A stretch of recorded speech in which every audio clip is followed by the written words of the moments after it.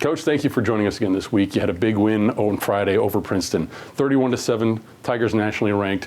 What all went into that win? It seemed to be a complete effort across the board. No, it was, Rick. The guys had a great week of practice, great focus during the ball game, great execution and discipline on all facets of the game, the offense, the defense, and special teams. And we knew they're a quality football team, solid in so many different ways. And we just went out, we played hard, and we played well. Efficiency was the name of the game on offense. You had about 330 yards of offense. Princeton had almost the same, but you ran 34 fewer plays to get there. Talk about the efficiency and Derek Kyler running that offense really to perfection. Yeah, the offensive group did a great job. I thought the game plan was very, very sound. Kevin Daft dialed them up in terms of play selection and the execution on the field. Opportunistic, we had some big gash plays. Noah Roper, a couple of big runs. Zach Bear, a couple of big runs.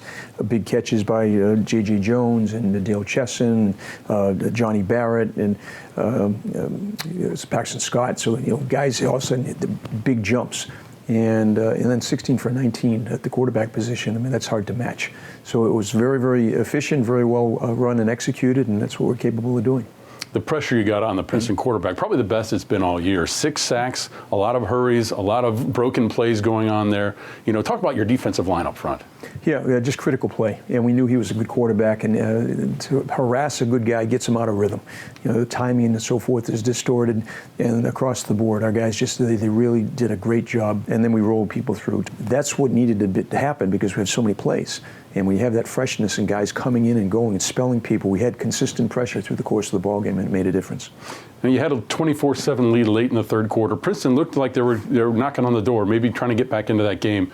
Isaiah Johnson comes up with the play of the game, does his best Isaiah Swan impersonation. Yeah, how timely was that? It's like Swanee, just experienced, kind of savvy, just kind of hung there, baited the quarterback a little bit, and broke out just as the ball was being released. And once he hit it, there was no catching him. And it was fun just to see the sideline and the stands. I mean, everybody, it was ecstatic, and it was a backbreaker for Princeton.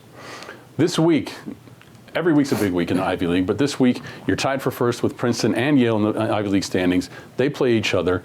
Somebody's going to still have one loss after that game. You're trying to maintain that one loss. You've got Cornell team coming in here looking to play spoiler like they did 2 years ago. Yeah, as we tell our players, it's a championship Saturday again. And we've got to go out and be the best team on Saturday. We can't worry about peripherals. What happened in the past was 2 years ago. But knowing they will come in and Cornell will reflect on what happened, and they were charged up. They played with great intensity, physically tough, and we got to match that intensity from snap one. And that's what we're geared towards. One last thing for you, Coach. This weekend is also Senior Day. You've got a little bit different crowd this week. It's 38 seniors, essentially. You've got seniors, you've got fifth-year seniors, you've got grad students all coming together right now. Talk about this group as a whole and what they've meant to this program. Well, to your point, the numbers are great, almost double the size we normally would have, but all good guys. Some played a bunch, some didn't play as much as they would have liked, some didn't play at all. But the commitment they've made to Dartmouth football, they've made us a better program. And just their work ethic and the leadership, and especially guys that didn't play much. They were with us for 4 years because it meant something to them, and they've meant a lot to our program.